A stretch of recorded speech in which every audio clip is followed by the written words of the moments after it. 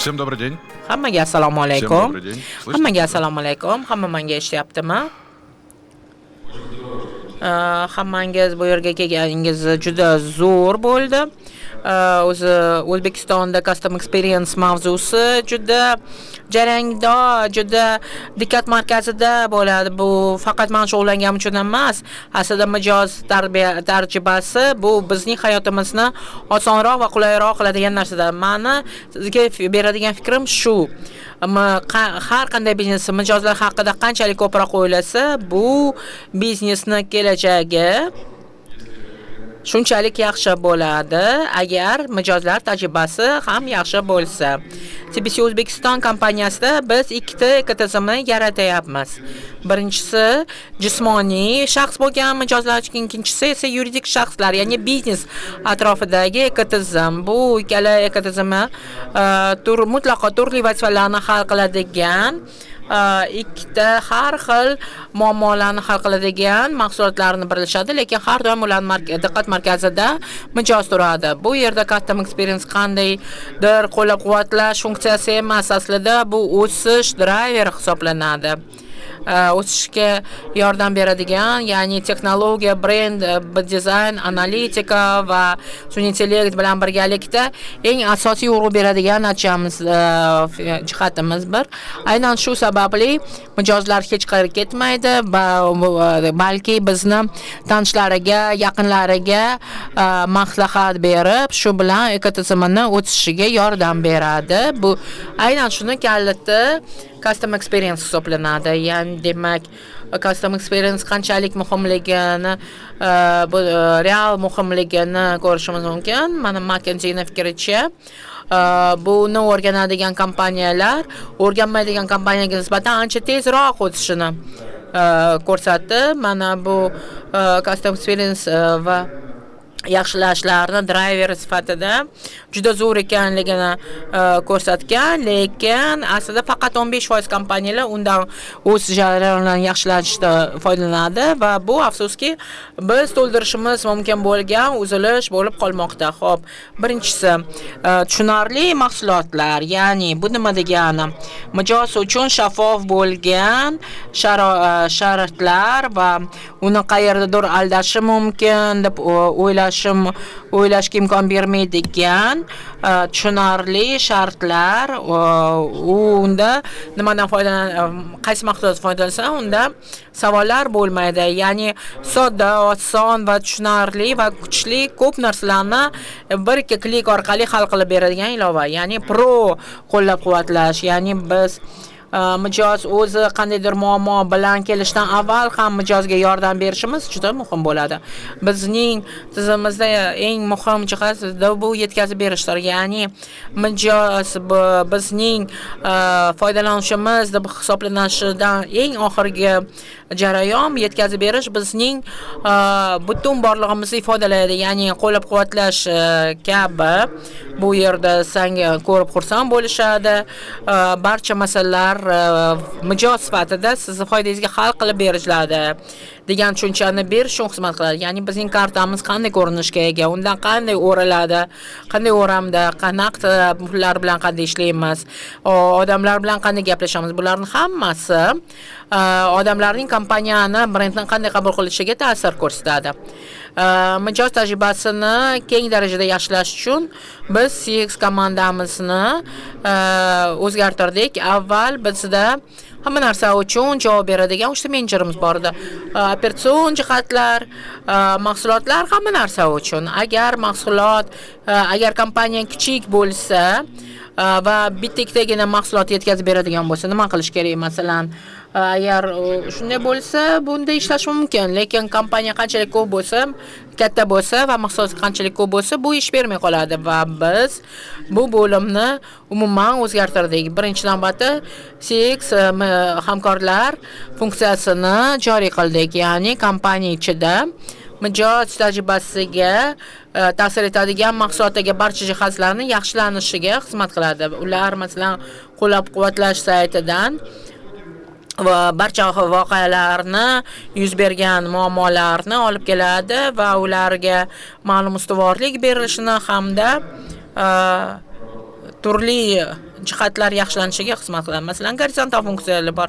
Tekst support va shikoyatlar bilan ishlash, uzilishsiz ishlash va boshqa qo'shimcha funksiyalar, masalan, bilimlar bazasi, tahlilot, rejalashtirish, bular barcha gorizontal jihatlar bizning yondashuvimizni barcha mahsulotlarda qo'llab-quvvatlash uchun yaratilgan. Ya'ni bizda gorizontal jihatdan ham yagona standartlar bor va bu har bir biznes liniyasida, har bir mahsulotda bu gorizontal rollar yordamida yagona standartlar saqlanishiga, ya'ni bu yetkazib berish va sun'iy intellekt, ya'ni bu platformalar har biri uchun bizda content menejerlar ajratilgan va bu menejer shu yo'nalishni rivojlantirib boradi.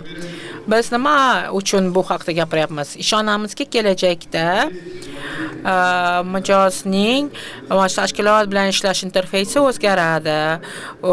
Ilovaning ichida juda ko'p klik qilish bo'lmasligi kerak. Bu assistent yoki ovozli komandalar bo'lishi mumkin, vazifalar belgilanishi mumkin va bu assistentdan qandaydir savollar berilishi mumkin. Ularga javoban, masalan, ma'lum harakatlar qilinadi.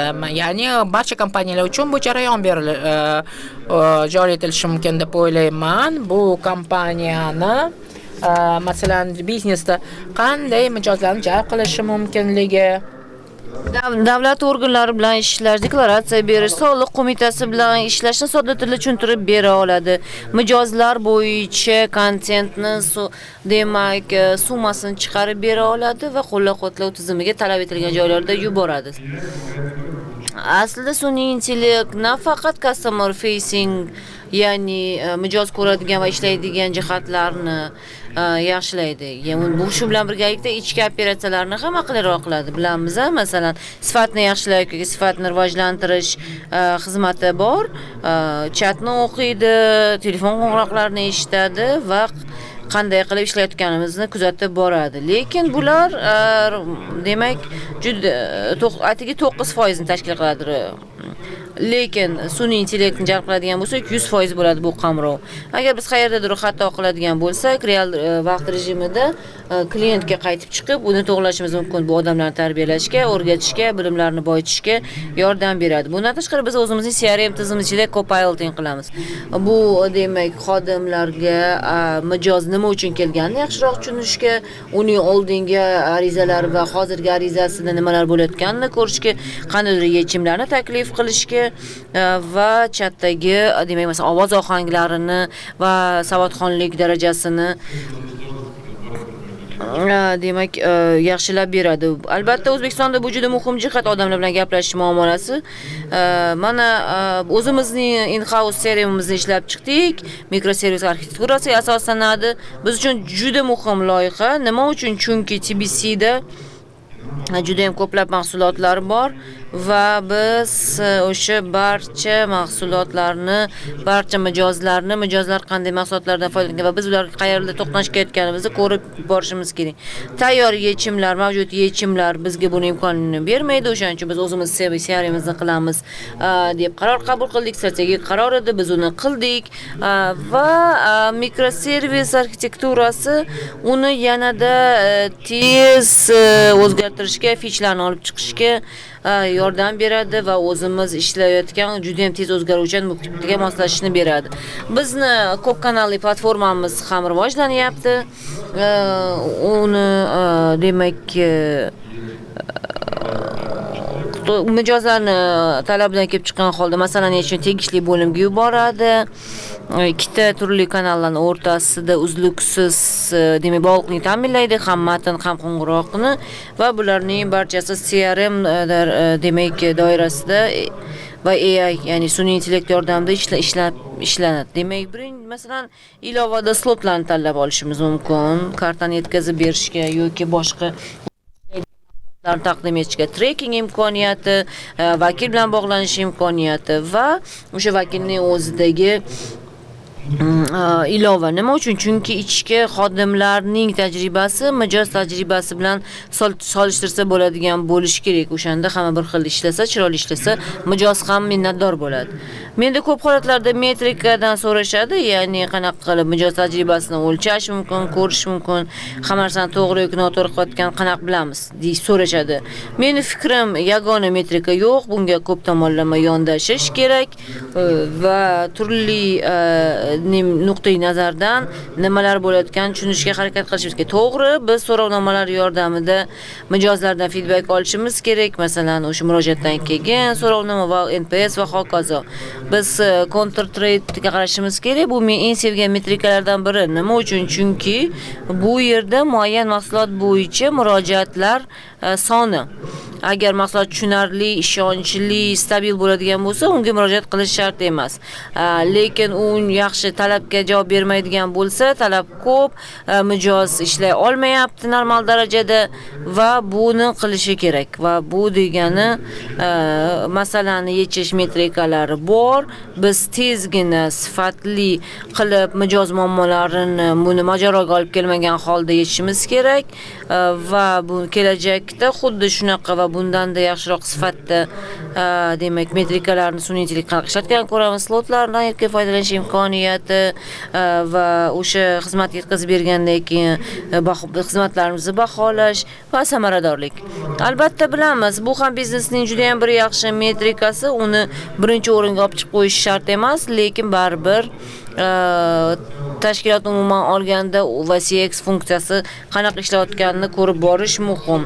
Shu yo'nalishda ketadigan bo'lsak va biznes metrikalarga e'tibor berayotsak, ya'ni o'sish, organik o'sish, ya'ni bizda qanday qilib organik jalb qilish, qay darajada ekani, mahsulotlarimiz doirasida qanaqa ishlayapmiz, CX metrikalari mijozlar bizdan minnatdorligini ko'rsatsa va samaradorlik nuqtai nazaridan biz hamma narsani to'g'ri qilayotgan bo'lsak, jami majmuada biz to'g'ri yo'lda ketayotganimizni anglatadi. Men bu yondashuvga ishonaman va umid qilamanki, biznes agar shunaqa narsalarga kattaroq e'tibor berilsa, mijoz tajribasi yaxshilansa, demak, biznes yaxshiroq o'sadi va daromadlik darajasi o'sishiga men qat'iy ishonaman. E'tiboringiz uchun rahmat. Do'stlar, qarsaklaringizni ayamang spikerimiz uchun. Bizda savollar bor spikerimizga. Alexey Shevchenko, Asia Infrastructure Investment Bank. Customer acquisition, marketing va CX ni qo'llab-quvvatlashga qancha pul sarflaysiz? Men customer acquisition cost haqida ayta olmayman, chunki bular mahsulot bo'limi, men buni yaxshi bilmayman. Ana endi qo'llab-quvvatlovga ketadigan xarajatlar haqida gapiradigan bo'lsak, aslida bu ham qiyin savol, chunki biz call centerga xarajatlarni hisoblashadigan bo'lsak, bu noto'g'ri. Texnologiyalarga qancha sarflayotganimizni ko'radigan bo'lsak, bu ham noto'g'ri. Mening asosiy g'oyam butun tashkilot aslida mijoz tajribasiga asoslangan holda ishlashi kerak. Lekin buni hisoblash qiyin. CEO, business owner, product manager mijoz bilan ishlashga qancha vaqt sarflayotganini hisoblab bo'lmaydi, buni hisoblab bo'lmaydi. O'shaning uchun javob bera olmaganimga uzr so'rayman. Hech qanday raqamlarda ham javob bera olmayman. Bu qimmat, bu fakt. Lekin uzoq muddatda ancha ko'p mijozni olib keladi va siz qancha yaxshi ishlasangiz, customer acquisition cost shunchalik tushadi. Chunki organika o'sadi, odamlar sizdan foydalanishi, sizning mahsulotlaringizdan foydalanishni tavsiya qiladi. Keyingi savol.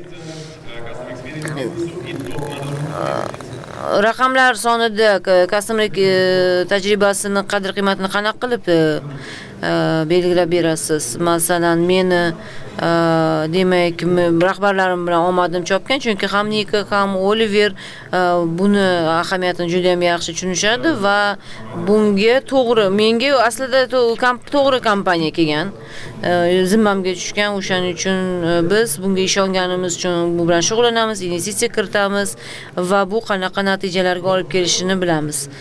Umuman olganda, agar birorta narsaga dalil so'rasangiz, umuman olganda men organik o'sishga e'tibor bergan bo'lardim. Ya'ni yangi mijozlar oqimi qancha, u yerda organikaning ulushi qancha, va biz bu metrikaga biznes sifatida qarashimiz kerakligini oldindan kelishib olishimiz kerak, chunki bu mijoz tajribasini yaxshilashi mumkin. Umuman olganda top menejment CEOning mas'uliyati haqiqatda o'sha madaniyat darajasida, ishonch darajasida bo'lishi kerak butun tashkilot bo'yicha. Rahmat. Davom etamiz. Siz assistent so'rovlarning 70% gachasini yopadi dedingiz. Qaysi turdagi so'rovlarni yopish eng qiyin bo'lgan? Bilamiz, har doim qo'llab-quvvatlashda ham, assistentda ham bu nima, bu qanaqa mahsulot, qanaqa foydalanish mumkin, men qancha pul to'lashim kerak kabi savollar. Aslida hozir bunaqa savollar qo'llab-quvvatlash tizimida ko'p va buni assistent yopish kerak. Boshqa turdagi savollar ham bor, muammolar, pretenziyalar yo'q, masalan, mijozda nimadir ishlaydi yoki umuman ishlamaydi. Bu yerda ham assistent ishlashi mumkin. Hech bo'lmaganda so'rovni to'g'ri bo'limga yoki odamga o'tkazib, uni yechimini tezlashtirish uchun xizmat qiladi. Lekin baribir bu qo'llab-quvvatlov darajasida. Chunki hozirgi kunda ikkinchi turdagi, ya'ni pretenziyalar turidagi murojaatlar 5%, 6%, ya'ni 95% ga assistent ishlay oladi. O'shaning uchun bizning ishonchimiz komil. Mayli 90% bo'lmasa ham 70% ga chiqarish mumkin va o'zimning tajribamda 50-60 ko'rsatkichga chiqqanmiz. O'shaning uchun 70 ham qilsa bo'ladi deb o'ylayman. Texnologiyalar rivojlanayotganini inobatga olsak, buni qilsa bo'ladi. Rahmat. Keyingi savol. Sun'iy intellekt xalaqit beradi va sun'iy intellekt yordam beradi o'rtasidagi aniq chegara qayerda? Va avtomatizatsiyani orqaga surish imkoniyati bo'lganmi? Bilasizmi? Sun'iy intellekt orqali insonga yetib borish qiyinligini hammamiz bilamiz. Chunki sun'iy intellekt siz nima deyotganingizni tushunmaydi, umuman aloqasi bo'lmagan yechimlarni beradi. Mijoz sifatida siz asabiylashishni boshlaysiz, qanaqadir baryer turganini deb o'ylab qolasiz. Lekin bunaqa baryerlar bo'lishi kerak emas. Ya'ni assistent maksimal tez tarzda bu vazifani bajara oladimi yo'qmi tez tushunishi kerak. Agar tez tushungandan keyin agar o'zim qila olmayman desa, agentga berish kerak, unga ko'ra kontekstni berish kerak. Chunki qo'llab-quvvatlash tizimiga bergandan keyin mijoz qaytadan nima bo'lganini aytib berishga hojati qolmasligi va call center xodimi birdaniga vaziyatga kirib, birdaniga yechimni taklif qilishni boshlashi kerak. Bu yerda sun'iy intellekt assistentdan birinchi navbatda avtomatizatsiya instrumenti sifatida foydalangan bo'lsa, mijozni tirik odamgacha, tirik xodimgacha yetib borishi qiyin bo'ladi. Bu asosiy muammo. Biz bu yondashuvdan foydalanmaymiz. Biz assistent yordam beradi deb ishonamiz. U avtomatizatsiya instrumenti emas. Ha, u to'g'ri yondosh effektga ega. Biz hammamiz pul uchun ishlaymiz, lekin asosiy maqsad o'zi qo'lidan keladigan masalalarni o'zi yechish kerak, o'zini salohiyati yoki bilimiga yetmaydigan narsani qo'llab-quvvatlash bo'limiga berish kerak. Bizda bu funksiya uchun alohida CX jamoasi bor va ular assistentning o'zini monitoring qiladi, uning ishlash sifatini baholab beradi va juda ham bir jiddiy yondashgan holda uning ham to'g'ri, ham etika qoidalariga munosib tarzda javob berishni kuzatib borishadi va foydalanuvchilarga baryer yaratmasligini nazorat qiladi. Chunki bizning kelishuvimiz bor, agar ba'zi bir metrikalarga javob bermasa, biz bu ishlamaymiz. O'shaning uchun biz jamoani oldida shunaqa vazifani qo'yganmiz. Va so'nggi savolimiz Aziz Mamatovdan, Meta Insight kompaniyasi. Sergey, aytingchi, Technologic Stack qanday ishlaydi? Men IT sohasi mutaxassisi emasman. Technologic Stack bu ko'p kanalli platforma, Genesisning yechimi va bu platforma bizning CRM tizimimizdan integratsiya bo'ladi. CRM sistema mikroservis arxitekturaga quriladi, qolganini bilmayman, kechirasiz. Delivery platformamiz bor, bir qismi in-house, bir qismi vendor bilan birgalikda qilingan, relok usulida, demak, zakazlarni marshrutatsiya qilish uchun bu yerda Genesisdan foydalanamiz. Mana shu darajada ayta olaman. Undan chuquriga o'ta olmayman. Katta rahmat Sergeyga. TBC O'zbekistonning CX bo'limi boshlig'i Sergey, prezentatsiya va javoblaringiz uchun katta rahmat.